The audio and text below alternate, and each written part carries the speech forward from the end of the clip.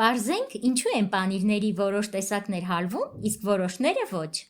Պանիրը կաթից ստացվող ամենահայտնի կաթնամթերքն է, լինում է փափուկ և պինդ տեսակի։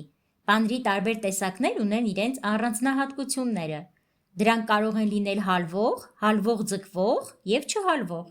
Ինչքան բարձր է յուղի պարունակությունը պանիրի մեջ, այնքան այն ավելի լավ է հալվում։ Իսկ այն պանիրները, որոնք կաթի խմորման շնորհիվ են ստացվել, ունեն բարձր թթվայնություն, ցածր խոնավություն, չեն հալվում։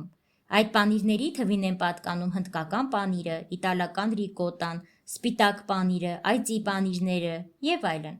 Հիշեք, բնական կաթից և առանց ավելորդ հավելումների երիտասարդ պանիրները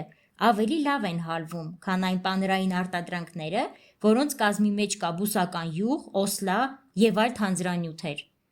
Գրագետ խոհարարը պետք է հասկանա պանիրի օգտագործման նպատակը և իմանա պանիրի քիմիական կազմը։